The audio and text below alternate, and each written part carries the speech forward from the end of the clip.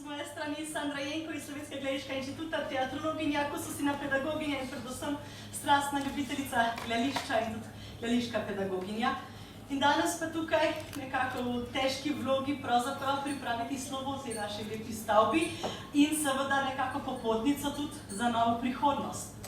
Tako da veselimo se nekako tega, kaj prihaja, ampak prvo bomo pa pogledali že malo v njeno preteklost, da bo to potem nekako tudi popotnica za lepo prihodnost. In malo drugače kot pa ostali cikli bo danes ta moja predstavitev, ker se ne bo navezovala na konkretno prizoritev te sezone. In poleg tega se bo tudi razlikovala v tem, ker slogi in drame pravzaprav poteka bolj v slogu temu, da smo uporabljali in predstavljali predvsem gradivo iz naših zbirk, torej zbirk Gledališkega muzeja. V mojem primeru pa je to nekoliko drugače, ker vendarle bom segala nekako tudi malo dlje v zgodovino, 18-19 stoletje, tukaj je seveda manj ohranjenega gradiva. In poleg tega se bom dotaknila nemškega gledališča. In nemško gledališče se seveda ni obravnavalo nekako v preteklosti enako, kot se je pri nas obravnavalo slovensko gledališče. Torej ni se toliko raziskovalo, ni se toliko pisalo o njem in tudi gradiva se niso tako zbirala. Sploh pri nas v Gledališkem muzeju sem takrat, ko sem iskala materijale za magisterij, za manj povpraševala. Tako da tudi danes boste videli vsaj predstavitvi, bo marsikatero gradivo prišlo iz drugih slovenskih ali pa tudi avstrijskih zbirk, muzejev in arhivov. Tako da danes boste se malo podali na eno tako popotovanje med nacijami in institucijami in gradivi. In upam, da bo zanimivo. Drugače pa, kot sem že omenila, se pravzaprav nemška gledališča na Slovenskem ni lotilo prav veliko strokovnjakov. Omenite treba mogoče tudi Petra Plemenitega Radiča, ki je še v teh časih napisal zgodovino nemškega gledališča, vsaj nekako do sredine 19. stoletja, bolj na grobo, in Dušan Ludvik, ki se je lotil nekako teh zgodnjih začetkov, torej nekako res zgodnjih začetkov v 18. stoletju, ki bomo danes tudi mi začeli. So pa nekako v tej naši tukajšnji stavbi, v kateri bomo danes govorili, nastaja tudi dve publikaciji, ki jih je izdal Slovenski gledališki inštitut, in sicer je Gojko Zupan napisal nekako en pregled o zgodovini stavbe in potem pa tudi nekako moja knjiga, ki opisuje bolj nedelovanje tega našega gledališča. Obe publikaciji sta na koncu na voljo, tako da če boste mogoče želeli kakšnega izmed teh knjig prebrati, dobrodošli, če bodo mogoče ostati tudi odprta vprašanja, ker zagotovo se ne bomo mogli vsega dotakniti v tem kratkem času. Ampak kot obljubljeno, bomo pa nekako morali začeti že v 18. stoletju, ker se bomo vendarle vprašali, kaj je bil sploh razlog za to, da so si Nemci šli zgraditi torej našo današnjo stavbo. Prvo gledališče v Ljubljani smo dobili leta 1765 na današnjem Kongresnem trgu, tam, kjer stoji danes Filharmonija, in sicer Stanovsko gledališče. Stanovsko gledališče je bilo pravzaprav zasebno gledališče, lahko bi rekli. Kranjski stanovi so z lastnih sredstev financirali prezidavo jahalnice, so torej iz lastnih sredstev vložili nekako denar v to stavbo in v zameno so se dogovorili, da bodo prejeli lože. Torej lože, gledališče jih je imelo kar precej, kasneje so jih še dozidali. Lože so si med seboj razdelili in postali lastniki lož, preostale lože so pa dali na dražbo. In lastniki lož so pravzaprav bili v neki funkciji upravnika gledališča. Bili so zbrani v odboru lastnikov lož, in v tem odboru so pravzaprav odločali o tem, komu bodo gledališče dali v najem. Gledališče se je oddajalo vsako sezono, nekako od oktobra do aprila je praviloma trajala sezona in praviloma so seveda izbirali po svojem okusu, torej to, kaj je Ljubljančanemu ustrezalo, to, kaj je ustrezalo predvsem kranjskim stanovom, torej višjim slojem družbe. In višji sloji družbe v 18. stoletju so bili večinoma nemško govoreči, torej Slovencov je bilo bolj malo med njimi. Poznamo tudi nekaj, seveda, ki so redno obiskali gledališče, ki so podpirali gledališče, ki so bili tudi medlastniki lož, ki so bili Slovenci, ampak so bili bolj v manjšini. Večina je bilo nemškega dela prebivalstva, tako da seveda ne preseneča, da so vabili večinoma kakšne ravnatelje iz nemškega prostora, z Avstrije, Nemčije, ki so potem prevzeli gledališče za eno sezono in svojo gledališko družini igrali po okusu takratnega občinstva. Včasih, predvsem v 18. stoletju, je bila tudi italijanska opera še moda, tako da kdaj pa zdaj je tudi kakšna sezona v gledališču bila italijanska. Ampak drugače pa je gledališče prav bolj nedelovalo kot nemško gledališče. Torej, nemška kulturna trdnjava, ki so jo pravzaprav obiskali tako Nemci kot Slovenci. Kajti vendarle je bilo edino gledališče pri nas. In slovenskega gledališča pravzaprav tudi nismo imeli. razen seveda Linharta, ki je svojo družbo prijateljev gledališča takrat 1789 uprizoril svoj župano Micko. Pravzaprav ni bilo slovenskih predstav. Po županu Micki tudi je veljalo nekako dolgo slovensko gledališko zatišje. Dejansko je to eno obdobje, ki je zelo neraziskano. Malo ohranjenega gradiva in še veliko dela, ki nas čaka. Če hočemo zares vedeti, kaj se je igralo, bi morali še po teh, po katerih je gospod Radiš odrešal, in še malo pobrskati, kaj se dejansko tako pri Nemcih igralo in tudi mogoče, koliko je bilo mogoče dodatnih drugih slovenskih ljubiteljskih predstav, za katere ne vemo.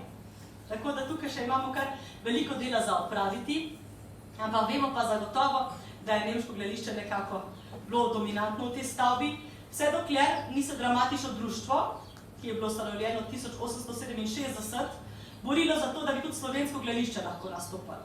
Torej, dramatično društvo, namenjeno temu, da bi pač se tudi izobrazili slovenski gledališki igralci, da bi se pisala slovenska dramatika in da bi seveda prirejali igre, je želelo igrati v stanovskem gledališču, ampak več kot pa kakšnih 4 večere na mesec se niso uspeli priboriti. Večinoma je veljal dogovor vsa ta leta, da so igrali po maksimum 2 večera na mesec. Tako da Slovenci pravzaprav v tej hiši niso imeli kaj veliko povedati, medtem ko seveda so Nemci uveljavljali svoje pravice, zlasti v obliko teh lastnikov lož, ki pa niso bili pravzaprav samo nekako te, ki so odločali o stavbi, ampak so jo tudi sofinancirali, delovanje njene.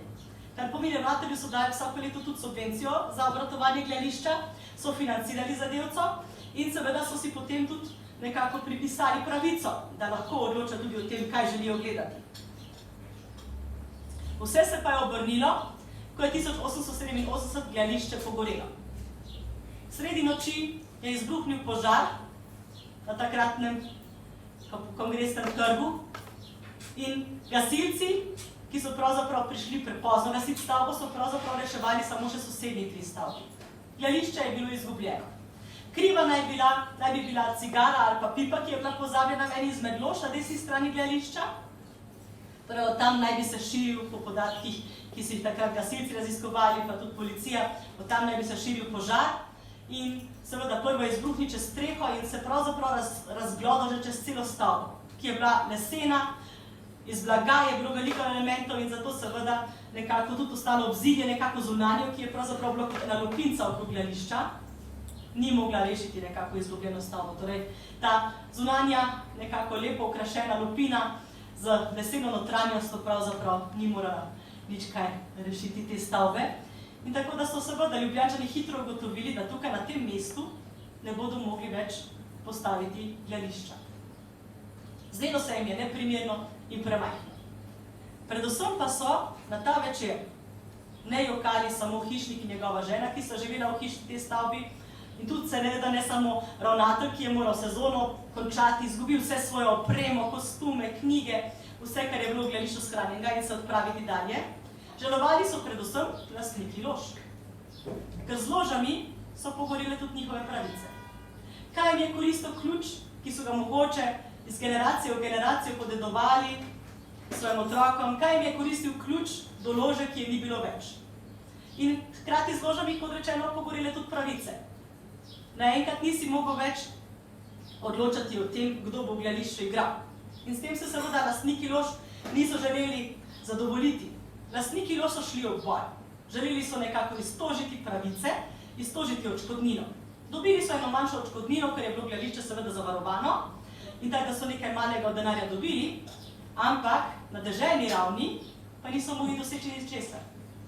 Takrat, v deželi Kranjski, smo imeli takrat seveda že deželni zbor in odbor, je slovenska stranka vladala.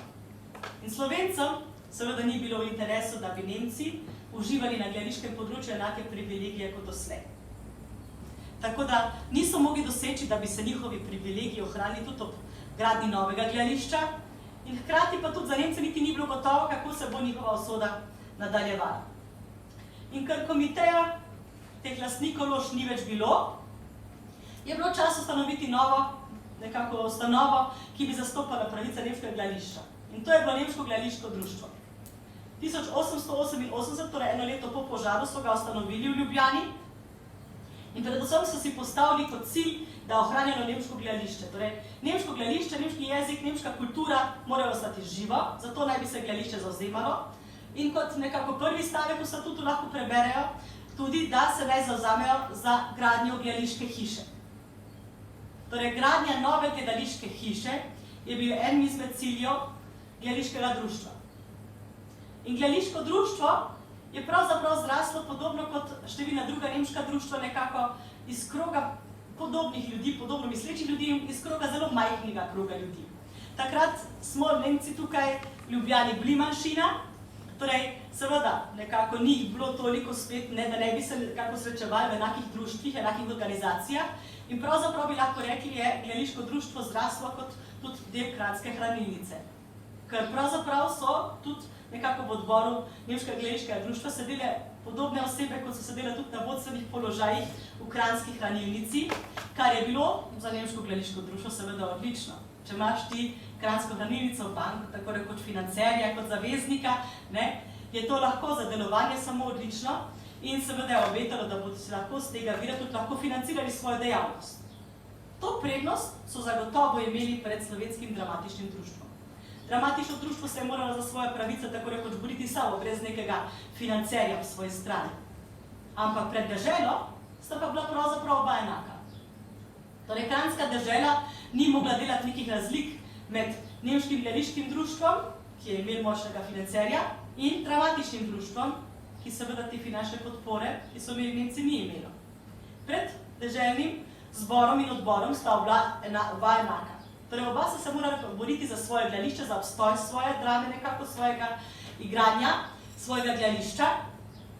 In tako pravzaprav so tudi potem potekala pogajanja. Torej, za novo gledališko stavbo so se ponujali Nemci, da bi jo zgradili sami. Ampak to je dežela odklonila. Zakaj bi zdaj spet Nemcem dovoljevali graditi stavbo, v kateri bi oni imeli privilegije in Slovenci bi potem samo ponovno gostovali? Tega dežela seveda ni odobrila, tako da seveda se je dežela zavzemala za to, da bodo oni poskrbeli za gradnjo gledališča. In to je bila seveda prioriteta. Tako da poiskali so ustrezno zemljišče, dogovorili so se za lokacijo, na kateri imamo danes našo SNG Opera in Balet Ljubljana, in takrat se je gledališče imenovalo Deželno gledališče, Landestheater. Odprto leta 1892 kot gledališče pravzaprav obeh odrov. Torej, Nemci in Slovenci naj bi v tem gledališču enakopravno delovali. Oba dva skupaj pod eno streho. Z enakimi pravicami in z enakimi obveznostmi strani pravzaprav upravnika gledališča, to je bila dežela Kranjska. Torej, Kranjska dežela je za oba nekako definirala, koliko dni lahko igrajo, kako se urejajo abonmaji, imeli so ločene abonmaje, torej ni bilo več zakupljanja lož kot nekoč, ampak Slovenci svoj abonma, Nemci svojega, in tako so potem tudi seveda gledališke večere ločevali. In marsikdo nekako očita, da so vendarle Slovenci na začetku imeli samo 2 gledališka večera, Nemci pa 5, ampak ta odločitev je padla pravzaprav v dogovoru z dramatičnim društvom, ki še samo pravzaprav na začetku ni znalo oceniti, preden se je prva sezona začela, koliko bo zmoglo igrati. Tako da dramatično društvo se je samo omejevalo na 2 večera na teden in seveda so Nemci to z veseljem sprejeli, da so imeli začetka razmerje 2:5. Je pa vseeno bilo v deželi Kranjski pomembno postaviti s tem novim gledališčem nekako eno sporočilo. Simbolno nekako, vendar je dati vedeti, da se začne nova doba. Doba nekako nemške prevlade je bila končana in simbolno so to storili predvsem s tem, da so Slovenci imeli čast otvoriti to našo stavbo. Torej, otvoritvena predstava 29. septembra 1892 je bila naša, slovenska. Ogledali smo si Veroniko Deseniško in šele 2 dni kasneje so imeli Nemci možnost, torej Nemško gledališko društvo, da odpre gledališče. S tem so simbolno dali vedeti, začenja se novo obdobje, v katerem bo slovensko gledališče imelo najmanj enako tako pomembno vlogo, če ne celo še pomembnejšo vlogo kot nemško gledališče pri nas. Tako da simbolno so želeli sporočiti tudi nekako avstro-ogrski monarhiji, ker na Češkem so to seveda z veseljem sprejeli, da so Slovenci smeli odpreti gledališče. Imeli smo v bistvu tudi češkega predstavnika, in sploh na Češkem so nas zelo spremljali v teh obdobjih. In so z veseljem slišali, da imamo zdaj stavbo, v kateri bodo lahko Slovenci enakopravno delovali, enakopravno Nemcem. In ta enakopravnost, o kateri ves čas govorimo, je pravzaprav tudi bila posledica, bi lahko človek rekel, dobrih, ugodnih političnih razmer. Prej sem omenila, da so Slovenci vladali. Ampak, ko so bile potem deželne volitve za 1895, takrat sta se slovenski stranki že razšli. Ni bila več ena skupna slovenska stranka, so bili klerikalci in liberalci, ki seveda skupaj niso želeli v koalicijo. In kaj je bil edini izhod? Da je moral eden izmed njih s koalicijo z Nemci. In seveda, Nemci so vsekakor bili bolj naklonjeni liberalcem, ki so nekako podpirali umetnost in kulturo, bili nekako naprednejši, ne tako konzervativni, in tako da je padla potem leta 1895 jasna odločitev, da gredo Nemci v koalicijo z liberalci. Tako da Slovenska liberalna stranka in Nemška stranka sta sklenili pogodbo koalicijsko, v kateri je med drugim tudi zapisano, da imata oba gledališča enaka pravica. Torej, gledališče je bila točka v koalicijski pogodbi, da imata gledališča nekako tudi enake pravice, subvencioniranja, kako bodo razdeljeni večeri in razdelili so jih tudi enakopravno. Prej je bilo 2-5, naslednjo sezono 3-4. Od 1894 dalje pa je ves čas veljal režim 3-4-4-3, torej izmenično. Eni igrajo en teden 3 in drug teden pa 4 in obratno. Tako da so imeli enako število večerov, sobote, nedelje, praznike, posebne dogodke so si enakopravno nekako razdelili. Torej, subvencijo sta oba enako visoko prejela, abonmaji so bili nekako enako razdeljeni, torej naj bi veljali pravzaprav enaki pogoji za oba gledališka društva. Sliši se krasno, a ne? Ja, ampak Nemci so podvomili v to. Saj smo slišali, Kranjska hranilnica, financer, je spremljal vso to dogajanje. Seveda, gledališko društvo se je veselilo, svoje gledališče, tako rekoč svoj del je lahko oddajalo nemškemu ravnatelju najem, pod dobrimi, ugodnimi pogoji, subvencija bila dana, lahko bi lepo delovalo, ampak Kranjska hranilnica je dvomila nekako v to srečo. Bila je skeptična. Kdo ve, kaj se bo tukaj v slovenski deželi dogajalo? Kdaj si bo mogoče liberalna stranka premislila, kdaj bo mogoče se spremenil veter proti Nemcem in kdaj bo mogoče se situacija spremenila. In ravno iz tega razloga je Kranjska hranilnica sklenila 1894, torej še pred koalicijsko pogodbo, da bi bilo vendarlo dobro mogoče privarčevati nekaj denarja vsako leto za morebitno gradnjo gledališča.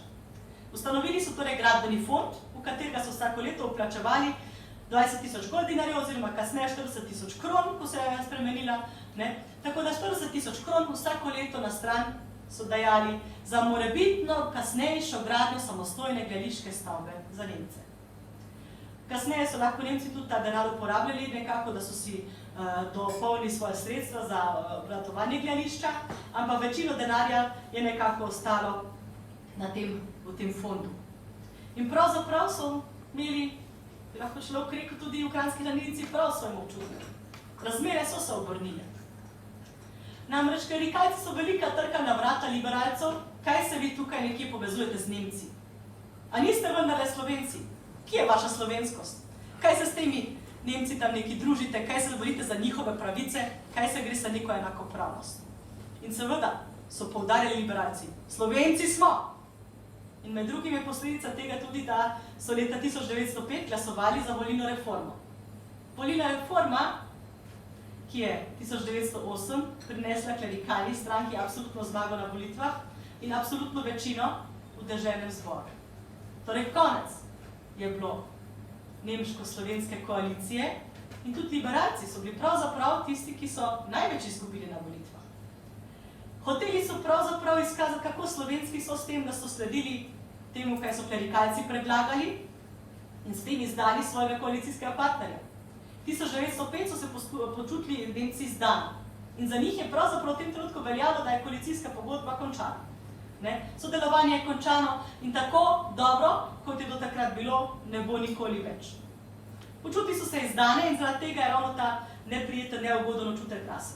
In leta 1908 ni bila samo ta velika izguba na volitvah, ampak tudi izgredi, proti nemški izgredi, torej nasplošno je ta nestrpnost proti Nemcem v Ljubljani naraščala. Tukaj vidimo na primer sliko napada na nemško kazino, na takratno restauracijo, ki so imeli s kamni, ki je bila samo ena od, bi lahko človek rekel simbolnih žrtev, zato ker je bila vendarle nemška stavba deležna velikokratnih nemških napadov in sploh septembra 1908 v teh izgredih. In kaj? A gre še slabi? Ja, seveda. In sicer seveda, če klerikalci pridejo na vlado, bodo spremenili tudi pogoje v deželnem gledališču.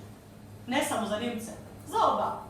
Slovenci, Nemci, obojim je bilo nekako zmanjšana subvencija, glede abonmajev niso se več tako urejale finance kot poprej, torej obima so skrčili finančna sredstva in Nemcem pa so dodatno še odrezali en gledališki večer.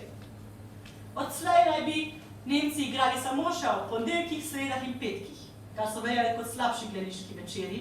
Torej, ostali dnevi so bili na voljo Slovencem, vse sobote, vse nedelje, vse praznike so lahko Slovenci imeli gledališče na voljo. Kdo pa bi sploh še po temi pogoji prišel v Ljubljano, v provincialno mesto, v provincialno gledališče, najeti gledališče za eno sezono, če lahko sam 3-krat na teden igra? A bodo sploh našli kakšnega ravnatelja, ki je pripravljen po temi pogoji delati? Še sreča, da takrat 1909, ko so se pogoji tako poslabšali, so se pravzaprav že dogajali močni dogovori. Vemo, da je Kranjska hranilnica dala na stran denar. In gledališko društvo se je potem koalicijskem prelomu 1905 zavedalo, da bo moralo razmisliti o drugi poti. In 1907 je nemško gledališko društvo ustanovilo gradbeni komitet, ki bi naj preučil situacijo, ki bi da razmislil o tem, če gre lahko tako naprej ali če je mogoče bolje, da gredo Nemci na svoje. In so ocenili, da je gradnja nemškega gledališča v Ljubljani pravzaprav neizogibno in da v tej situaciji je najbolje, da gredo iskat lokacijo. In tudi tukaj seveda jim je prišla Kranjska hranilnica nasproti. Torej, zelo dobro je imeti ob sebi financerja, ki ti je do takrat nahranil. Čakajte, da pogledam, 649.484,53 kron.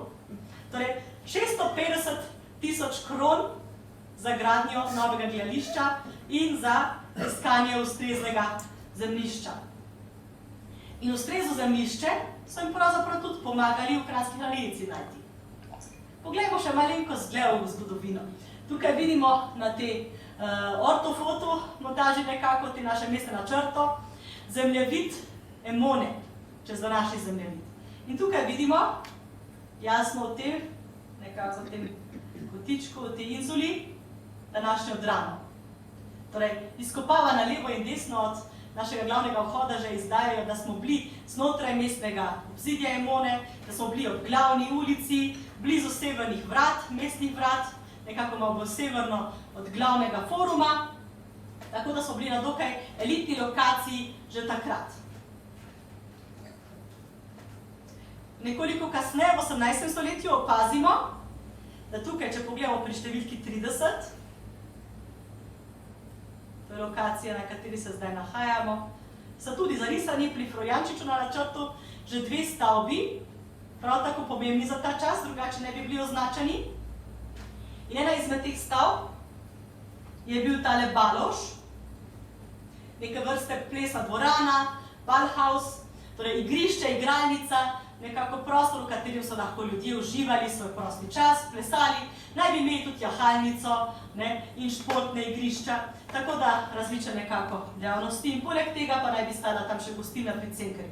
Za tega se je zemljišče imenovalo tudi nekako Cankarjevo zemljišče in tukaj pri tem Cankarjevem zemljišču so nekako videli najboljšo lokacijo za izgradnjo svojega gledališča. Baloš, kot rečeno, je bil nekoč v rokah, zasebnih rokah, kasneje v rokah kranjskih stanov in kasneje naj bi služil tudi nekako kot neke vrste skladišče. In tale nekdanji Baloš je postal žrtev 1895 tega našega velikega potresa. In ko je 1895 potres uničil stavbo, poškodoval stavbo, je seveda Kranjska hranilnica bila priložnost. Zakaj ne bi ta zemljišče odkupili? Sicer niso še takrat vedeli, kaj bi sploh počeli s tem ozemljem, niso imeli še zamisli, kako bi ga pravzaprav uporabili, ampak so bili v njem dobro investicijo. In od takrat naprej je pravzaprav zemljišče počivalo in čakalo na svojo namennost. Torej, čakalo je pravzaprav na to, da se mogoče vendarle pojavi ta zamisel o gradnji samostojnega gledališča. In Kranjska hranilnica je nemškemu gledališkemu društvu takrat, 1909, ponudila to zemljišče kot možno lokacijo in pravzaprav bolj elitnega prostora ne bi mogli najti. Bili smo pravzaprav zelo blizu celotnega mestnega dogajanja, vseh pomembnih mestnih vil, tudi raznih nemških pomembnih meščanov, ki so okrog živeli, deželna palača je bila v bližini, tako da v bližini vsega pomembnega dogajanja in tako da na tem elitnem prostoru so se odločili graditi svoje gledališče. In tukaj spodaj, na tem načrtu spodaj zadaj, je že 1910 zarisal Ciril Metod Koh, ko je delal tale načrt Ljubljane, obris naše stavbe. Torej, še prednji je bila drama zgrajena, se vidi tukaj zarisano tale naša mala črna pikica, kot stavba naše današnje drame, zarisano v načrt leta 1910. In takrat seveda se je moralo nemško gledališko društvo ne samo razmisliti o ustrezni lokaciji, ampak tudi o tem, kdo bi lahko bil primeren za gradnjo tega gledališča. Ni ohranjeno pravzaprav, kako so se odločali, torej nobenih razpisov, nobenih drugih načrtov. Imamo samo nekako to, da so se na koncu odločili za arhitekta Alexander Graf. In tukaj imamo dva primera njegovih drugih gradenj po Habsburški monarhiji. Alexander Graf je bil dunajski arhitekt, ki je med drugim se tudi učil in šolal in delal veliko let v znanem arhitekturnem biroju Feller in Helmer. Feller Helmer, najbolj znana arhitekta gledaliških stavb po srednji Evropi. In pri Feller in Helmeru se je učil, bil je njihov najboljši učenec, tako se vsaj pravi, eden izmed najboljših, in je potem tudi nekako šel konec 19. stoletja svojo samostojno pot. Med drugim je zgradil tudi na Dunaju jubilejno mestno gledališče, današnjo Volksoper, torej ljudsko opero, in kasneje še marsikatera druga gledališča. Predvsem na Češkem, v Znojmu, Usti nad Labo, pa v Ostravi, pa v Mostu, tako da veliko takih podobnih gledališč, kot je tole naše.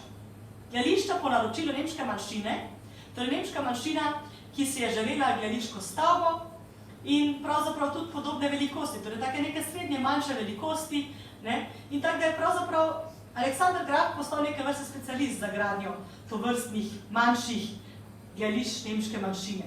Tako da je bilo čisto jasno, da je bila to dobra odločitev za naše Ljubljančane, ko so izbrali Alexandra Graf. In če pogledam so obe stavbi, potem vidimo tudi absolutno, sploh pri Ustni oblabi, precej podobnosti. Nekako vedno ima tele nekako zavite te klančine, torej pred vhodom, ta klančina, ko ima ta zaviti zid, kamniti zid, ta element nekako se pojavi pri večini njegovih gledališč in tudi seveda nekako ta balkonček nad glavnim vhodom je tak tipičen znak njegovih gradenj. Pa sploh pri Ustni oblabi še vidimo zgoraj tale kartušo z napisom nad vhodom in tudi nekako sama struktura stavbe zelo spominja na to našo. Medtem, ko vidimo pri jubilejnem gledališču, da se nekako še držal bolj te polkrožne oblike, že imamo pri Ustni oblabi bolj to spredje, že nekako bolj zravnano obliko. Torej, se je že malenkost bolj nekako nagibal k tej moderni baročni gradnji, modernizirani neobaročni gradnji in podobno je razmišljal tudi takrat, ko je pristopil k projektu v Ljubljani. V zgodovinskem arhivu Ljubljana so med drugim shranjeni te naši načrti njegovi.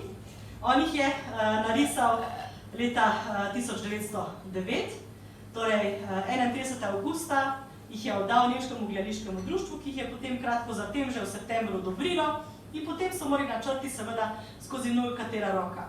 V deželi, v mestu, pa tudi nekako na nivoju ministrstva v cesarstvu za notranje zadeve. Tako da vsi so morali seveda dati svoje gradbeno dovoljenje in zadnjo gradbeno dovoljenje je še dal magistrat mesta Ljubljane in sicer maja 1910.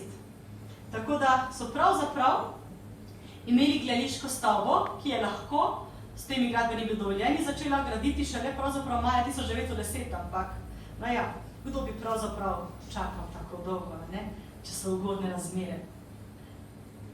Če malo pogledamo, še pogled od strani, torej res od spodaj, od spredaj mislim, nekako notranjost z obeh strani. Stranski prerez.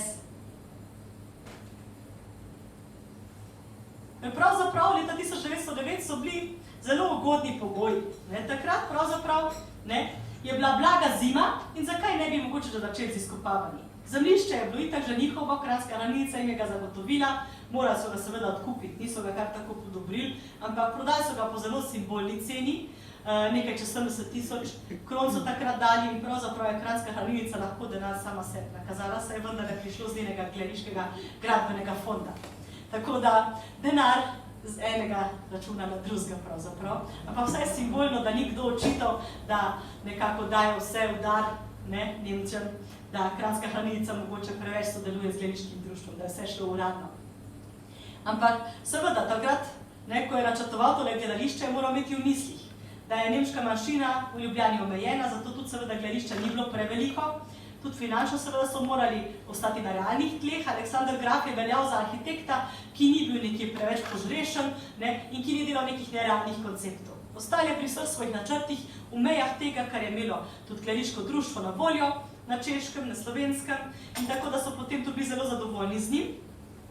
In pri njemu predvsem značilno seveda, kot rečeva, tale vhod nekako pri portalu, tale zavita nekako, ta zaviti zid, s tem dovozom do glavnega vhoda in potem pa seveda tudi v notranjosti, je pomembno, da je poskrbel za varnost pred požari. Vemo, Stanovsko gledališče je pogorelo, požarna varnost je bila pomembna točka pri vseh pravzaprav v Habsburški monarhiji takrat. Torej so velik poudarek dali takrat na požarno varnost in ravno iz tega razloga je poskrbel tudi za to, da je veliko izhodov naredil, torej vhodov in izhodov. In sicer so imeli obiskovalci na voljo spredaj pri glavnem vhodu nekako te 3 glavna vrata, glavne vhode in potem pa še na vsaki strani po 2 stranska, torej nekako 4 stranske plus spredaj 3, torej 7 vhodov, izhodov za občinstvo. In v zadnjem delu iz zaodrja pa prav tako 2 stranska izhoda in 3 zadnji izhodi. Torej, baje naj bi, takrat, ko so testirali gledališče, lahko izpraznili v 2 minutah. V 2 minutah naj bi izpraznili celotno gledališče, ki je imelo 637 sedežev. Torej, stavba, ki naj bi bila predvsem grajena tako, da tudi v primeru požara ali pa največje sile se ne bi takoj porušila. Torej, poskrbelo so za varnost nekako, zato tudi, da je bilo ustrezno opremljeno, seveda je imelo elektriko. Deželno gledališče, današnja opera, ko so ga gradili, še ni bilo takrat na čisto začetku elektrificirano, so še imeli plinsko razsvetljavo, ker so takrat vendarle še bili v dvomih, če je elektrika sploh tako varna. In kasneje, ko so pa seveda jubilejno gledališče gradili, je tudi današnja opera imela že vse električne napeljave, tako da je bilo samoumevno, da so tudi tukaj poskrbeli za to, da je bilo vse elektrificirano. Imeli so pa 2 različna vira, pa še dodaten rezervni akumulator, če bi karkoli se zgodilo, tako da so imeli tudi neko varnostno osvetljavo v teh zasilnih nekako slučajih. Torej, neka zasilna razsvetljava je tudi še zmeraj delovala, če sta oba nekako crkvena, da so imeli nekako še zmeraj vse urejeno. In poleg tega so seveda skrbeli za to, da so gradili tudi ustrezno zračenje po vseh teh prostorov, najsodobnejšo opremo tudi za razpraševanje. Pomembno je bilo, da je tudi bilo ustrezno greto, tako da kar se je le dalo, so ugradili, kar je bilo le možno. Finančnih sredstev jim, kot rečeno, ni manjkalo in imeli so seveda želje, da bi gledališče bilo najbolje, kolikor je le možno opremljeno in seveda čim bolj nekako dolgotrajno, zazidano in čisto nekako tudi za obiskovalce prijetno. In tako, da so skrbeli vendarle za dobro ventilacijo, ozračenje in predvsem varnost. S hidranti in vsemi vodnimi napeljavami, celo s telefonom, ki ni bil samoumeven še v tem času, pa tudi posebno sobo za gasilce so uredili. Tukaj spodaj, čakaj, če bom miška pokazala, tukaj v tem kotičku je bila posebna varnostna soba v parterju za gasilce. Tako da vso opremo so imeli, da pravzaprav bi ta hiša lahko dolgo in srečno živela. In kot vidimo, je to tudi dosegla. Kar lepa leta ta naša hiša. In sploh ta 2 pogleda sta zelo lepa fotografije iz naših zbirk, iz časa gradnje gledališča. Ko vidimo delavce, ki nekako ravno kar postavljajo notranjost gledališča, dvorano, auditorij, so po krožno obliko in seveda, ko so že imeli stavbo postavljeno od zadaj, ko so urejali ravno kar zadnje vhode pa cesto za njo. Tako da nekako ta glavna gradbena dela je takrat prevzela Kranjska stavbinska družba. Potem so seveda tudi nekatera dunajska podjetja najeli, recimo avstrijsko tovarno Siemens Schuckertwerke je pomagala, pa Janez Šnel je sodeloval pri gradnji gledališča. In kot sem prej že omenila, so začeli že kar leta 1909 z izkopavanjem, preden so sploh imeli vsa gradbena dovoljenja. In ker je bila ugodna zima, oktobra so že vse izkopali, decembra pa že začeli zidati. Tako da pravzaprav je preden so sploh imeli vsa gradbena dovoljenja, stavba že kar precej zrasla. In zidali so pa seveda nekako tja do sredine leta 1910 in od 10 do 11 so pa potem še potekale ostala notranja opremljanja in druga zunanja dela, nekako fasade, urejanja. Tako da stavba je zrasla v, bi lahko človek rekel, rekordnem času. Oktober 1909 in septembra 11 so pa že imeli uporabno dovoljenje. Uporabljali so, kot sem že omenila, najkakovostnejše materijale, torej zelo masivno stavbo so zgradili, ki bi lahko tudi kakšen požar preživela, ne tako kot Stanovsko gledališče, ki je bilo potem povsem uničeno, ampak tudi, če bi se tu zgodil požar, bi vendarle ga lahko rekonstruirali. Želeno bilo, da stavba dolgo živi in da marsikaj preživi. Gradili so temelje iz betona, zidove, opeke, stropne konstrukcije, stopnice, pa celoten skelet nekako je iz železobetona. In ravno zaradi tega, ker so uporabili toliko železa v sami stavbi, je tako stabilna, da potem tudi v notranjosti v dvorani ni potrebovali nekih dodatnih stebrov, ki bi držali konstrukcijo. Tako da pravzaprav so gledali na to, da bi stavbo naredili čim bolj trajno, masivno, da bi dolga leta preživela. Kar tudi k sreči je, celo vode, a ne da. In tale naša stavba je na koncu potem stala 673.000 kron, torej nekoliko več, kot pa so imeli v gradbenem fondu, ampak seveda so si uspeli ta sredstva nekako še tudi rahlo priskrbeti, da potem jim ni bilo treba plačati iz lastnih žepov, ampak jim je Kranjska hranilnica priskočila na pomoč in še nekdo drug. Tukaj imamo en lep pogled v vseh teh treh nadstropij notranjih, parterja, v katerem vidimo v ozadju tudi tale štirom, torej stojišče, potem zgoraj, v nadstropju, vidimo so bile nekoč same lože in na balkonu pa prav tako nekako imamo zgoraj še na galeriji stojišča, v strani lože, tukaj pa balkonske in galerijske sedeže. Tako da seveda so poskrbeli za to, da bi lahko čim več ljudi našlo prostor noter in stojišči so zagotovili, da bi tudi stopnice bile na voljo kakšnim vojakom ali pa študentom, mladini nekako, ki si mogoče dražji stopnici so mogli privoščiti, tako da so vendarle želeli, da bi lahko vsak, ki si je želel, tudi imel možnost obiskati gledališče. Sprejelo je pa je, kot sem omenila, že 647 gledalcev vse skupaj, tako da je bilo kar nekako mogočno gledališče. In nekoč so imeli tudi tukaj še en ločen vhod, torej enega tukaj, še enega tukaj, torej dva vhoda, da bi se gledališče lahko vendarle čim hitreje spraznilo v primeru požara, da bi bilo čim bolj varno. In seveda, nekoč tudi še spredaj orkestrska jama, ki jo ne smemo pozabiti, ker je seveda v teh časih še bilo pomembno, da so lahko igrali tudi opero, operete z orkestrem v živo. In tako da, če si zdaj zamislimo, da je v gledališče šlo 647 obiskovalcev, Ljubljana pa je imela takrat okvirno 46.000 prebivalcev. Od tega 6.742 Nemcev. To je dobrih 14% Nemcev smo imeli takrat, 1910 v Ljubljani. In če bi rekli, da je bilo okrog 6.000 Nemcev, bi lahko gledališče napolnili 10-krat. Torej, če bi vsak nekako šel pogledati, če bi res vsak do zadnjega dojenčka, tako rekoč, šel na gledališko predstavo, bi lahko gledališče napolnili 10-krat. Ampak to seveda ni bilo možno. Imeli so abonmajske sisteme, podobno kot že prej v deželnem gledališču, in to so ločevali seveda tudi večere, torej so imeli lihe in sode dneve, da so potem lahko lože dvakrat oddali. Torej dvakrat prihodek, seveda noben ne bi šel vsak večer v gledališče, tako da je bilo logično, da so vsaj izmenično prihajali. Enako tako so imeli tudi abonmaje nekako zaklenjenih sedežev, pa stalnih sedežev, tako da so imeli seveda različne oblike abonmajev in s tem so si pravzaprav tudi omejili število obiskovalcev. Kar pomeni, če so imeli veliko abonmajev oddanih, ni bilo toliko prostih sedežev na voljo in abonmaji, če so se izmenično pravzaprav pri vsaki drugi predstavi izmenjavali, si imel nekako en tak ožji krogec, ki je prihajal na predstavo. In zmeraj so pričakovali novitete, zmeraj je moglo biti nekaj novega na odru. Kar pomeni, da nisi mogel eno predstavo res 10-krat igrati, ker bi vendarle gledališče tolikokrat napolnil. In seveda nisi mogel nekako računati na to, da bodo ljudje prihajali gledati isto predstavo po 3-krat, če so si rezervirali ložo in bili abonenti. Ampak kljub temu so pa lahko seveda tudi Nemci računali na to, da bodo tudi Slovenci prihajali v gledališče. Ker vendarle, nemško gledališče je imelo dolgo tradicijo pri nas, je od nekdaj obstajalo, ljudje so bili navajeni tudi že v deželnem gledališču hoditi tako v slovensko kot v nemško gledališče in vemo tudi iz časnikov, kako so pravzaprav velikokrat obračunali Slovenci, ki so obiskovali vedno nemške predstave. Tako da obiskovanje nemških predstav ni bilo za Slovence v Ljubljani nič nenavadnega, tako da so lahko vendarle tudi računali na to, da bodo Slovenci vedno prihajali obiskati tudi predstave v jubilejnem gledališču.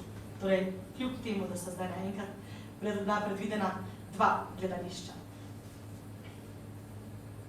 Velika otvoritev tega našega gledališča se je zgodila 4. oktobra 1911. Takrat so med drugim tudi izdali tako slavnostno publikacijo, ki je napisal njihov zapisnikar gledališkega društva Julius Vitez Janušovski. In on je seveda takrat zabeležil marsikatere podatke, s katerih še danes lahko črpamo, kako je bila notranjost oblikovana, kako je izgledalo gledališče, iz česa so gradili, kako je nastajalo, pa tudi seveda nekaj o zgodovini gledališča na nemškem. In ta naša stavba, kot jo vidimo tukaj ob odprtju, je res zelo podobna tej v Usti Dlavi in marsikateremu drugemu srednje velikemu gledališču. In kot vidite, ves čas govorimo o nemškem gledališču, ime je dobilo po cesarju Francu Jožefu. Torej, kaj za Franc Jozef jubilejumsteater ali pa jubilejno gledališče cesarja Franca Jožefa. In to, da so seveda dali gledališče to ime, ni bilo naključje, ampak pravzaprav nekako dobro razmišljeno. Prvič kot prvo je bilo takrat v modi imenovati gledališče jubilejno gledališče, ker je imel cesar Franc Jožef leta 1908 60-letnico svojega vladanja, torej ob tej obletnici, tem jubilejnem letu, so marsikatere gledališča poimenovali jubilejno gledališče v čast cesarju. In vendarle, seveda so bili Nemci, torej bodo slavili cesarstvo, Habsburško monarhijo in temu v čast gledališče imenovali jubilejno. In poleg tega pa je imelo še en dodaten naslov. In sicer je gledališko društvo med drugim tudi zaprosilo pri cesarju samemu za finančno podporo za gradnjo gledališča. 1909 se je prvo gospa Lina Kojta-Gale, ena vplivna prebivalka nemškega dela prebivalstva v Ljubljani, obrnila na cesarja in kasneje še tudi društvo samo v pismu zaprosilo nekako za finančno podporo. Če pogledamo ta gradbeni fond, jim ta finančna podpora ne bi bila potrebna. In to finančno podporo pravzaprav, ki je cesar dal, v višini 20.000 kron, jim tudi ni prav veliko pomagala. Če smo bili prej pri teh sredstvih, lahko rečemo, da pravzaprav pokrije ravno to luknjo, ki je mogoče nastala v gradbenem fondu v razliki do končnih stroškov gradnje. Ampak v resnici gledališkemu društvu ni šlo za denar. Šlo jim je za prestiž. Lahko si se hvalil s tem, da te je cesar podprl. Podprl je tvojo nemško gledališko dejavnost v Ljubljani, podprl je nemško gledališče in s tem nekako si lahko simbolno, seveda ponosno nosil to ime in se hvalil s podporo samega cesarja. Tako da cesar je seveda tudi moral odobriti poimenovanje gledališča, kar je storil 1910, in tako da se je to jubilejno gledališče cesarja Franca Jožefa lahko pohvalilo torej z imenom cesarja in seveda tudi nekako z njegovo finančno podporo. Če pogledamo takratno notranjost, vidimo, da na sredini seveda predvsem izstopa cesarska loža. Torej vse te lože, ki jih imamo v prvem nadstropju, danes nimamo več, ampak takrat nekako je dvorana blestela nekako v tej beli barvi, z zlatimi ornamenti, z zlatimi okraski in v močnem kontrastu z njimi je bila potem rdeča draperija iz žameta, rdečega žameta in tudi stoli oblečeni v rdeči svinjati velur, tako da si imel posod tole močno rdečo barvo, tudi ta drapirane nekako baldahin nad ložo je bil v rdečem žametu in tudi tale preproga nekako s cesarskim grbom, ki je visela pred ložo, nekako je žarevala v tej rdeči močni barvi. Nasproti temu pa drugi okras dvorane in sicer zavesa, ki je imela poslikavo Ljubljane, neko idealizirano Ljubljano. Fotografijo žal nimamo ohranjeno in zaveso samo pa tudi ne, zato ker sam material ni bil tako dober, da bi dolgo preživel in so v zaveso pravzaprav morali že pred drugo svetovno vojno zamenjati. Tako da pred drugo svetovno vojno se je izgubila zavesa in za njo tudi vsaka sled, tako da žal nimamo podobe te zavese, ampak vemo pa, da je pokazala nekakšen pogled z gradu na Ljubljano. Tako da so vendarle tudi Nemci slavili to našo Ljubljano. Ni bilo to nekako eno nemško gledališče, eno toček znotraj nekako tega našega kranjskega dela, ki bi slavil samo nemško, ampak so bili Ljubljančani, čutili so povezavo z Ljubljano, bili so radi v Ljubljani. Torej drugače ne bi tudi to podobo izbrali nekako za svojo zaveso. Drugače pa so se izogibali nekim kipom ali pa kaj takega, ki bi kazalo mogoče kakšne dramatike ali pa avtorja ali pa da bi koga slavili. Torej nekih takih izrecnih nekih kipov ali pa kaj takega na sami stavbi niso želeli, da bi kakšne postavili kakšne spomenike. Tako da sama stavba niti ni toliko nemških elementov izžarevala, kot bi jih lahko premogla. Je pa od te notranjosti ohranjenih kar veliko podatkov, medtem pa o zunanjosti vemo samo to, kar lahko razberemo iz arhitekta Aleksandra Grafa, nekako iz njegovih načrtov arhitekturnih, in to, kar nekako imamo ohranjenega od slikovnega gradiva, in to so večinoma razglednice. In razglednice tega časa so zelo raznolike, kot vidite. Imamo seveda črno-bele, ki so mogoče te najbolj iskrene, zaradi tega, ker niso bile kolorirane. Vse druge pa so imele snežno belo, bež, drap, umazano belo, rahlo, nekako rumenkasto kolorirano podobo, tako da dejansko težko rečemo, kakšne barve je bil omet te naše stavbe. Jubilejno gledališče so takrat potem raziskovali v kasnejših obdobjih, naj bi bilo, po teh ugotovitvah, neke hladno-zelene barve nekako, ampak vprašanje je, če je to zares, ker mogoče bi potem tudi na črno-beli razglednici bil kontrast toliko večji in mogoče bi se vendarle ohranila tudi kakšna razglednica, ki bi imela kakršnokoli zeleno barvo. Ampak večinoma najdemo vedno tole rdečkasto rjavo streho in odtenke v beli, bež in rumenkastih barvah. Tako da je večja verjetnost, da je gledališče bilo vendarle v svetlejših tonih, kot pa ga poznamo danes. In še ena uganka, ki se meni postavlja, je napis. Ker vendarle, taka kartuša, ki jo imamo tukaj na vseh razglednicah, obljublja napis nad glavnim vhodom. In če povečamo razglednico, vidimo tudi dejansko, da nekako so zarisani neke črke, nek napis. Ampak Deutsches Theater, kot je napisal Alexander Graf, verjetno ni pisalo na njih. Tako da, če se ni vedelo, da bo gledališče poimenovano po cesarju Francu Jožefu, takrat, če niso vedeli, da bo jubilejno gledališče, takrat, če niso imeli uradnega potrdila, torej je pisalo nemško gledališče. Ampak, kaj pa je dejansko na stavbi pisalo, lahko samo sklepamo. In v pomoč nam je mogoče tudi lahko film, dokumentarni film, ki je nastal leta 1949 in malo poročal o obdobju drame od leta 1919 do 1949 leta. In v tem filmu, ki je ohranjen v Slovenskem filmskem arhivu, ima na začetku eno kratko sekvenco, ko prikazujejo nekako rekonstruirano kartušo, ker 49. leta seveda kartuša v tej obliki ni več bila, ampak rekonstruirano kartušo, na kateri prikazujejo, kako propada napis in tudi tale nekako cesarski grb, kako razpada iz sekvence v sekvenco ta napis, dokler ni kartuša povsem prazna. Torej nekako izbrisali so nemštvo, izbrisali so jubilejno gledališče, izbrisali so nemško gledališče. Ne moramo zdaj za gotovost reči, da je na gledališču pisalo, kaj za Franz Josef Jubileumsteater. Ampak velika verjetnost je, torej ta napis se veliko bolj nekako ujema s tem, kaj je na razglednici pisalo, kot pa če je pisalo samo nemško gledališče. Torej, pri povečani razglednici imamo neke vrste občutek, da je zgoraj vendar nekakšna manjša vrstica, spodaj pa malenko z večjimi črkami, kar bi govorila za to, da je mogoče res zgoraj pisalo, kaj za Franz Josef in spodaj pa Jubileumsteater. Ampak res pravega dokaza črno na belem ni in ga bomo veseli, če ga bo kdo odkril. Tako da kar, če boste kaj šli raziskovati po muzejih, arhivih, knjižnicah, jaz bom vedno vesela, če kaj odkrijete, če kaj najdete, kaj je dolga zanimivega. Nemci, ko so imeli seveda stavbo nekako še v svoji lasti in v upravi, pravzaprav veliko na njej niso spreminjali. Edino ugotovili so, da dejansko teh dodatnih vrat, ki smo jih na začetku videli, dvoja vrata, nekako se obeh strani so vodili v parter, ne potrebujejo. Ugotovili so, da pravzaprav zadošča, če vsak iz svoje lože lahko izstopa skozi svoja vrata in za parter zadošča en vhod, tako da so se odločili, da bi zaprosili za dovoljenje, da dvoje vrata spremenijo v dve dodatni loži.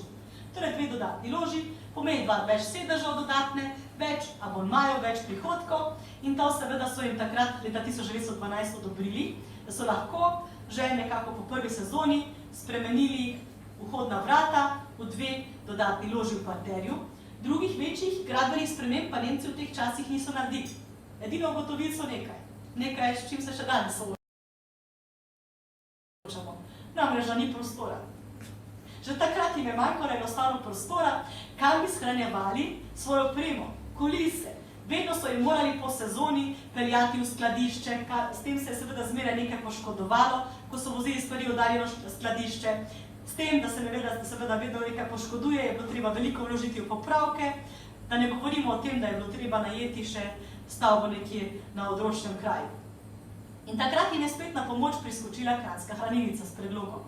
In sicer, kot so prej videli zadnji, za gledališčem nekako je bilo zelo neurejeno in Kranjska hranilnica je imela v lasti celotno Cankarjevo zemljišče.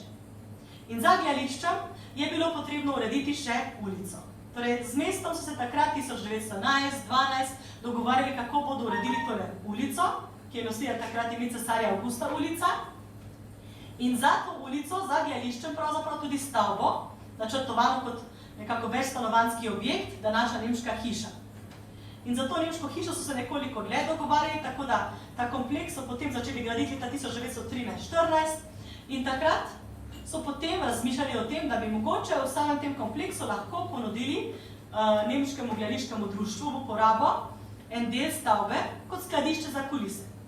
In to seveda je nemško gledališko društvo za veseljem sprejelo, tako da smo v tej rdeče obarvani stavbi za gledališčem imeli tudi neke vrste kulisarno, ki so od leta 1915 dalje lahko uporabljali in pravzaprav ostala v uporabi še precej dolgo. Torej, Drama je uporabljala še vse tja nekako, da je te prostore imela do 2017 in dolga leta še tudi nekako služila kot dodatno skladišče za opremo, za kulise in za druge elemente. Tako da, nemška hiša kot taka nekako kot dodatek tej naši drami funkcionalno služila nekako in hkrati pa omogočala tudi, da je celotna podoba bila takrat zaokrožena. Torej, nekako je lepo dopolnjevala to našo stavbo, ampak danes, pravzaprav zaradi stranskih prizidkov, niti tega pogleda, ki so ga nekoč na nemško hišo imeli, nimamo več. Ker zdaj stranski prizidki seveda prekrivajo ta pogled. Nekoč pa je to tvorilo eno lepo tako celoto, tako da kasnejše razglednice mogoče bodo izdali, kako je takrat izgledalo. Zdaj, glede na to smo govorili že veliko o samem gledališču, o sami stavbi, bi mogoče bilo dobro tudi pogledati to, kako je delovalo. Ker, kot rečeno, nemško gledališko društvo je stavbo zgradilo in je bil lastnik, upravnik gledališča in podobno, kot smo prej že omenili pri Stanovskem gledališču, so imeli pravico gledališko stavbo svobodno oddajati po svojem izboru ravnatelju, ki se je prijavil na razpis. Vsako leto so gledališče razpisali, za vsako sezono so se znova prijavljali. Ravnatelj, večinoma seveda iz nemškega, avstrijskega prostora, je potem moral organizirati ansambl, celotno skupino zbrati, predstaviti ustrezen repertoar, ki so ga nameravali igrati in če je gledališko društvo vse to odobrilo, je dobil gledališče v najem od oktobra, pa vse tja do aprila in moral seveda igrati dogovorjeno število večerov, dogovorjeno število predstav in tudi nekako ustrezne zvrsti, ki so bile zaželene. Tako da ravnatelji, ki pa bi se za to našo majhno provincialno gledališče zanimali, ni bilo mogoče lih na pretek. Prej sem že omenila, kdo bo v deželnem gledališču v operi sploh prišel igrati, če imajo samo 3 večere na teden. Odgovor je bil zelo blizu, samo čez mejo in sicer v Celovcu. Karl Richter, takratni direktor celovškega jubilejnega mestnega gledališča, je namreč videl o tem priložnost. Ljubljansko gledališče, torej v takratni operi, je bila za njega neka vrsta nekako podružnica. Torej, kot dodatno gledališče, ki ga je imel nekako pod upravo, je on kot ravnatelj vodil vse zadeve tukaj nekako v Celovcu in imel nekoga, ki je njega nadomeščal v Ljubljani in vodil tamkajšnjo gledališko dejavnost. In to nekako pravzaprav prakso so ohranili tudi v novem gledališču. Prijavili so jo tudi tukaj, ko so odprli jubilejno gledališče, da bi prevzel ravnateljstvo hiše. In pravzaprav je ravno to sodelovanje s celovškim gledališčem bilo zelo ugodno za nas. To je pomenilo, da se lahko osebje nekako zamenjalo, lahko so drug drugemu gostovali. Če je bila pri nas potreba po opernih in operetnih pevcih, ki jih seveda v Ljubljani nismo imeli, so prišli gostovati iz Celovca. Tako da seveda so lahko si izmenjali predstave, kdaj pa kdaj, tu so tudi Ljubljančani, nekako naši nemški igralci tukaj iz Ljubljane gostovali v Celovcu, ampak predvsem je bilo obratno pomoč, da so potem Celovčani prišli pomagati nam. Tako da s tem si je pravzaprav zagotovil subvencijo Nemškega gledališkega društva, prihodke iz Ljubljane, imajo pravzaprav prihodke iz dveh koncov in lahko pa jo uporabljajo tudi mogoče kakšne kostume, besedila. Imel je celotno dramska besedila, librete nekako, odkupljene pravice za 2 gledališča in s tem si je mogoče lahko tudi finančno marsikaj olajšal. Ker drugače bi kot nekako naše ljubljansko gledališče bolj težko našli kakšnega sposobnega, dobrega ravnatelja. Karl Richter je gledališče vodil 2 leti, nato je prevzel Hermann Lohe, ki je prav tako vodil celovško gledališče. Tako da tudi on je nekako nadaljeval to tradicijo in nadaljeval nekako tole sodelovanje med celovškim in našim ljubljanskim gledališčem. In to nam je pravzaprav sploh, ko je izbruhnila Prva svetovna vojna, prišla zelo prav. Po Hermannu Loheju, torej ob koncu Prve svetovne vojne, 1918, je Kurt Zeder prevzel vodenje gledališča. Torej, sodelovanje s celovškim gledališčem se je takrat zaključilo. Kurt Zeder pa je prevzel gledališče v obdobju, ki je bilo ponovno zelo tako burno. 1918, konec vojne, konec monarhije, je imel vendarle veliko težjo nalogo, kot sta imela Karl Richter in Hermann Lohe, kljub temu, da je gledališče moralo delovati med Prvo svetovno vojno. In če pogledamo še malo nekako, kaj se je igralo. 4. oktobra 11 so ga seveda slavno odprli številnimi himnami, z ovenčanjem cesarjevega kipa, z patriotsko igro Habsburg in številnimi govornimi nastopi in slavami.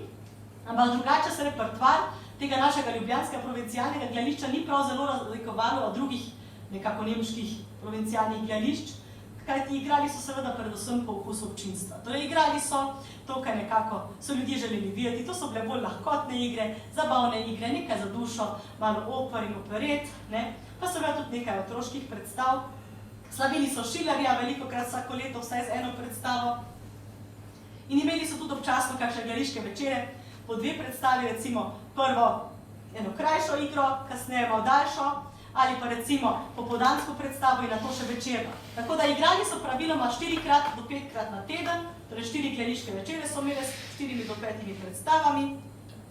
In pravzaprav so ponujali repertoar, ki je sicer bil po okusu občinstva, ampak ne nujno gledališke kritike.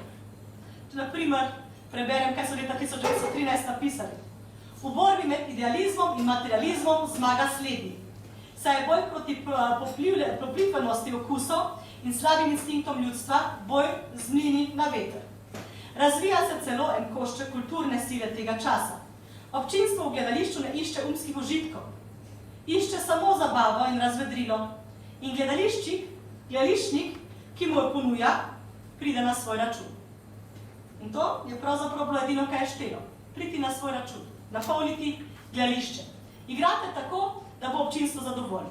In če pogledamo ta levi grafikon, vidimo nekako razmerje med gledališkimi dnevi, gledališkimi večeri, številom predstav in tudi nekako številom uprizoritve in samo enkrat igranimi uprizoritvami. Mogoče zelo hitro opazimo, da pravzaprav je bilo število uprizoritev precej visoko v razmerju številom igranih predstav, torej nekako gledaliških večerov, kar pomeni, posamezna uprizoritev ni doživela prav veliko ponovitev.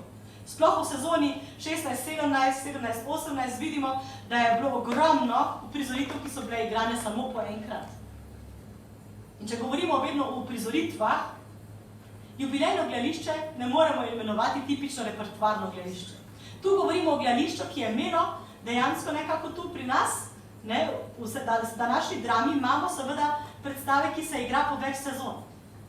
V jubilejnem gledališču, seveda, smo lahko enako opereto gledali v vsaki sezoni, ampak zmeraj drugo zasedbo.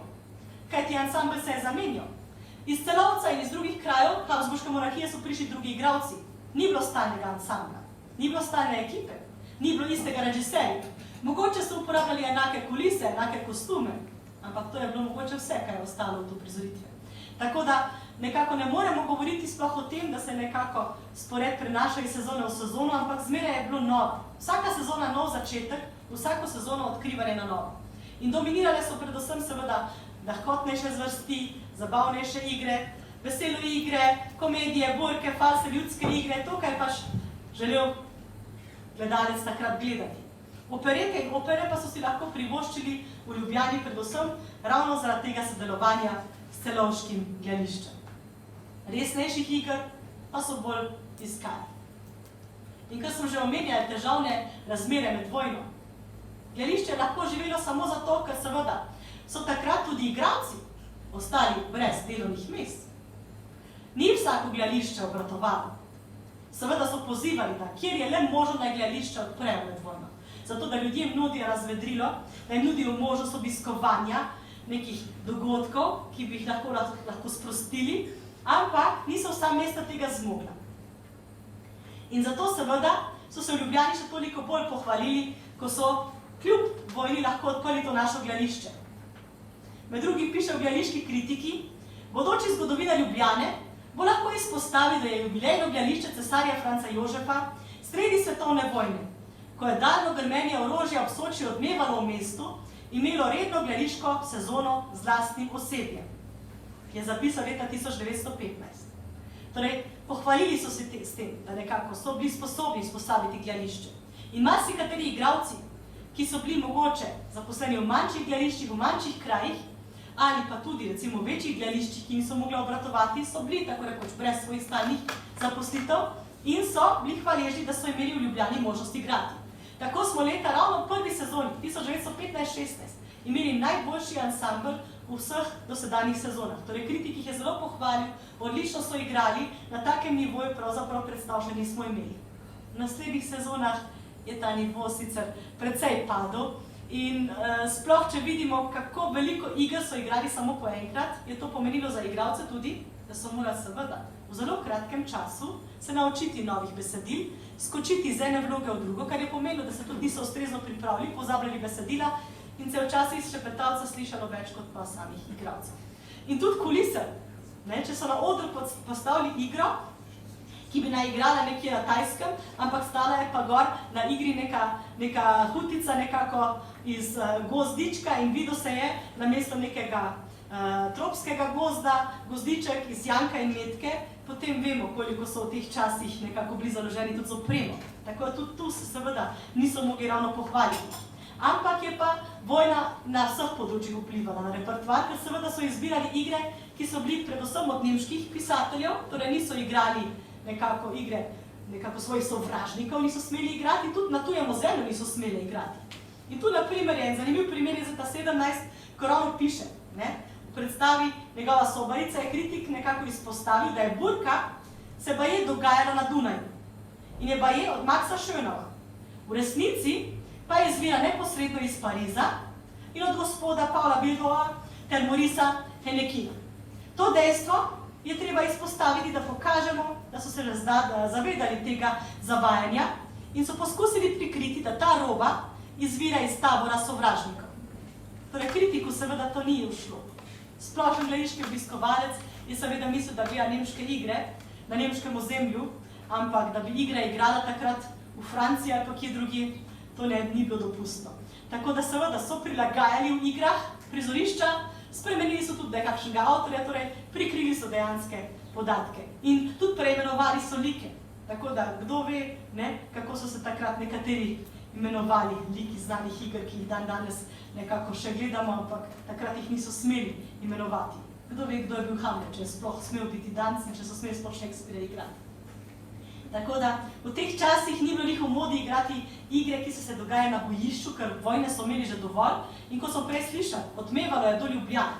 V gledališču so slišali med predstavo, med svojo veselo igro in komedijo odmevanje Soške fronte.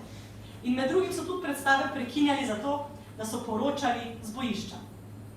Tako da vojna vse nekako prisotna je spremljala, ampak predvsem je gledališče v teh časih služilo temu, da bi nekako v ljudih ohranilo ta nemški duh in nekako željo potem, da se nekako Habsburška monarhija ohrani, da se vojna zmaga, da se patriotizem drži. Torej, temu je bilo takrat gledališče namenjeno.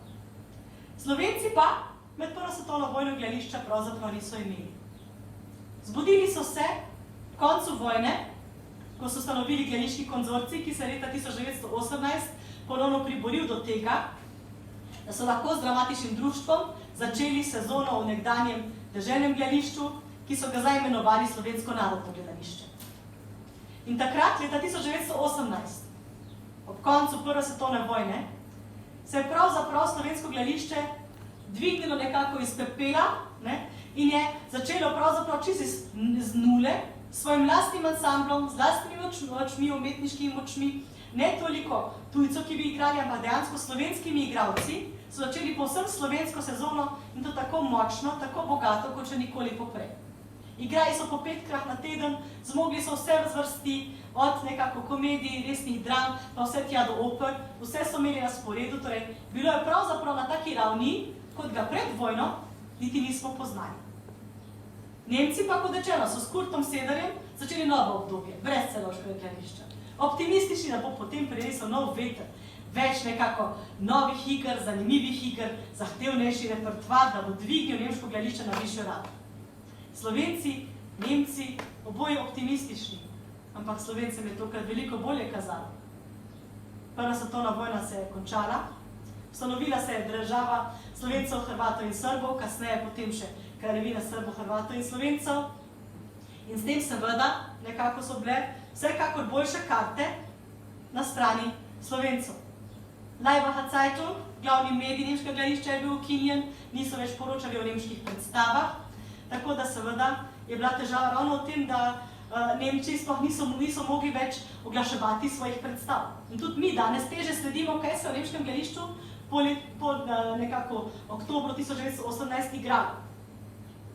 Takrat so poročali bolj v Gracu in v drugih nemških nekako časnikih o tem dogajanju, tako da lahko na osnovi tega rekonstruiramo, kaj se naj bi takrat igralo.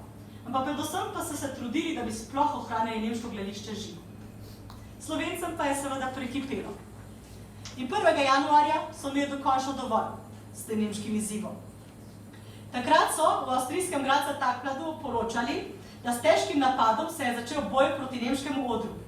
Na začetku večerne predstave je začela gruča slovenskih študentov in vojakov, med njimi tudi več oficirjev, na galeriji ropotati in nastopajoče so tako prisilili, ker straža ni hotela ukrepati, da so predstavo prekinili.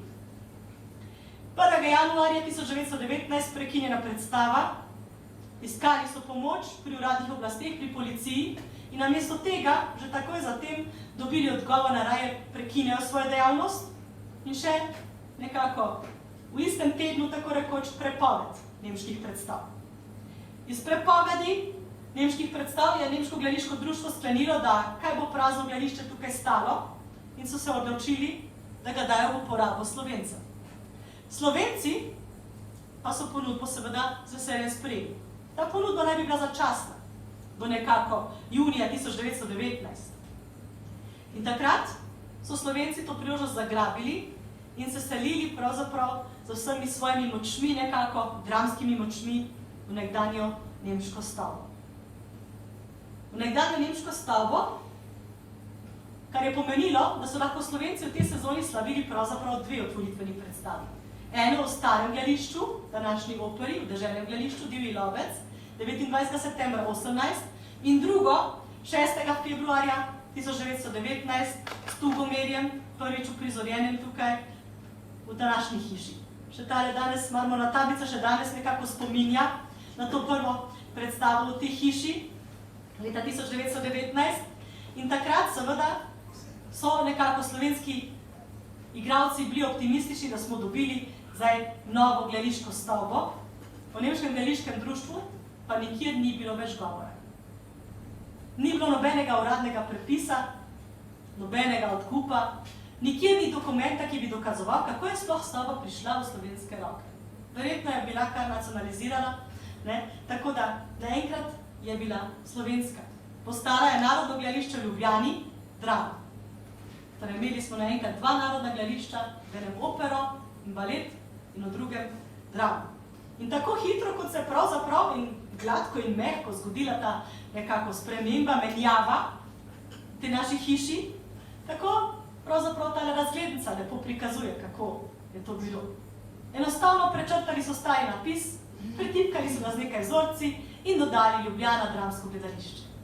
Vidimo, da je to še stara razglednica, zato ker zadaj za gledališčem še manjka nemška hiša. Torej, okolje je še čist isto kot pred Prvo svetovno vojno, to je še stara razglednica, samo nov odtenek so ji dali, tako da mogoče navdih za prenovo drame, roza, in tudi lepo pristaja. Seveda so tudi kasneje na tisti nove razglednice, kot kaže že tale, vidimo, da je ta absolutno po Prvi svetovni vojni bila, ker vidimo v ozadju že nemško hišo. Torej, ta celota nekako, ki je nastala zelenjem ob hiši in stavbo v ozadju, stanovanjsko stavbo nekako, kot jo pravzaprav so že Ljubljančani poznali pred Prvo svetovno vojno, mi pa z razglednic po Prvi svetovni vojni prikazuje nekako, kako je gledališče, res kot dramsko gledališče, lahko zaživelo. Torej, prvo nekako je dobilo ime Narodno gledališče v Ljubljani Drama, vmes je postalo Kraljevsko slovensko gledališče Ljubljana, potem so ga nekako dali pod uradno nekako skrbo Ministrstva za posvete in je dobilo naziv Narodno gledališče v Ljubljani, in to nekako obe hiši, drama in opera. Obe pod isto upravo, obe z istim upravnikom, tako da v teh časih nekako pravzaprav niste niti loteno delovali, imeli so samo umetniška vodstva ločena. In ta način nekako skupne uprave je ostal vse tja do samostojne Slovenije. Tako da vsa leta sta bila oba gledališča pod isto upravo, samo z različnimi umetniškimi vodstvi. Ime je gledališče še večkrat spremenilo in sicer med vojno je bilo Državno gledališče Ljubljana, potem po vojni je prejelo naziv Drama Slovenskega narodnega gledališča v Ljubljani in današnje ime, Slovensko narodno gledališče Drama Ljubljana, pa nosi od leta 1992 dalje. Tako da, kot rečeno, ta razglednica že prikazuje, kako pravzaprav so tudi že en delček spremenili, na katerega sem prej opozorila, in sicer kartuša. Če vidimo na prejšnji razglednica še jasno viden napis, tukaj je že izginil. A so ga sam na razglednici izbrisali tudi na stavbo? Verjetno tudi na stavbi. Ker takrat so prav na vodstvu gledališča prejeli pozive sploh strani študentov in grožnje z demonstracijami, da naj odstranijo čim prej vse napise. Torej 1920-21 se je vodstvo gledališča ukvarjalo predvsem o tem, da gledališče ne bi bilo tako nemško. In pravzaprav ne samo 2021. Ves čas je bila ta želja živa. Še 34 leta nekako so razmišljali o tem, kako bi gledališče naredili nekako manj nemško. Nastali so načrti za popolno preureditev zunanjosti, da bi nekako ta neobaročni značaj odvzeli in da bi jo bolj modernizirali. Potem so narisali nekako tudi načrte za stranske prizidke, razmišljali so tudi o preureditvi okolice stavbe in tudi še nekako med drugo svetovno vojno so izdelali načrte za dozidavo, ker seveda primanjkalo je prostora. Zgoraj na kartuši pa se, kot vidimo na tej razglednici, naenkrat pojavi napis Drama. Jaz sem iskala in iskala, ampak našla nisem, kdaj in če se je zares pojavil ta napis in predvsem, kdaj je izginil in kam je izginil, ampak ta razglednica, fotografija nenarisana ga prikazuje, tako da je še nekaj dela, ki nas čaka, tako da bo treba še malo brskati in raziskovati, da pridemo do dna, kdaj se je pojavil ta napis. Ampak želja po spremembi te stavbe je bila velika. Tukaj vidimo načrt Josipa Črnivca, ki je bil objavljen v gledališkem listu leta 1952, ko so ponovno zaprosili za to, da bi spremenili stavbo. Zunanjost, tu sta hoteli ob strani dodati vodnike z arkadami, nekako, ob strani eno kavarnico, slaščičarno, spredaj seveda popolnoma spremeniti pročelje in vhod, notri, levo, desno, seveda ta dozidava stranskih traktov in seveda tudi samo dvorano preurediti. Edino, kaj je uspelo, je bilo, da so takrat nekaj manjših sprememb v dvorani naredili, ampak prave prenove še ni bilo. To so morali še nekako malo dlje počakati. So pa vendarle želeli stavbi dodati čim več slovenskega značaja. Zato so želeli pravzaprav že v 20 letih spodaj v fojeju, v vhodni veži, z opremljanjem s kipci slovenskih dramatikov in tudi tukaj v fojeju vidimo vse te naše lepe kipe in spominske table, ki so začele že rasti od 1920 dalje, tako da vendarle čim več slovenskega značaja se je začelo vseliti v hišo in torej zbirko teh bronastih kipcev slovenskih igralcev in igralcev se je potem v posebno slovesnostih zmeraj bolj dopolnjevalo. Leta 60 je Dušan Medved ponovno objavil načrte. Poziv je bil tokrat, da bi res morali nujno razširiti stavbo, da bi lahko sploh ustrezno obratovala in delovala. In takrat so tudi želeli popolnoma spremeniti njen videz. Kot vidite, vhodni portal sploh ni za prepoznati. Leta 60 so začeli prvo z notranjostjo gledališča. Odstranili so stojišča, tako na galeriji kot v parterju, tako da so potem seveda pridobili dodatne sedeže in seveda nekako so začeli predvsem nekako tudi spreminjati podobo gledališča. Bilo je manj prostora kot pa nekoč, enkrat smo imeli okrog 533 sedežev, torej nekoliko manj sedežev in predvsem pa je bilo potrebno tudi nekako razmišljati o tem, da se zgoraj opustijo lože v nadstropju, da se tudi tam sprosti prostor za sedenje. Leta 64 pa so potem nadaljevali s stranskimi prizidki, levo in desno, stranskimi trakti, ki bi naj ponudili dodatne prostore za garderobe, za pisarne, za kuliso, za opremo. In tako da to se je potem gradilo od 64. do 67. leta, ampak nikoli niso bili dokončani. Sploh zunanjost gledališča, kot vidimo, ni dobila te podobe, kot jo je načrtoval Meglet. V dvorani pa vidimo, zginila je cesarska loža in celoten cerkelj je nastal s temi ložami, ki so bili izbrisani posrednjimi, tako da smo dobili pravzaprav podobo, kot jo poznamo še danes. Edino barva se je nekoliko kasneje spremenila. Oblazinjene sedeže so zamenjali nekoliko kasneje. Tukaj na desni vidimo slovesnost ob stoletnici dramatičnega društva, ko lahko tudi že vidimo, da so orkestrsko jamo tudi že zaprli, ker so jo uporabljali kot del odra, tako da oder je bil že poglobljen, razširjen, povišan. To so si itak že zavzemali leta 30, kasneje 50 in zdaj sploh 60 so resničili marsikatere načrte. Ampak sama stavba kot taka ni temeljite prenove doživela.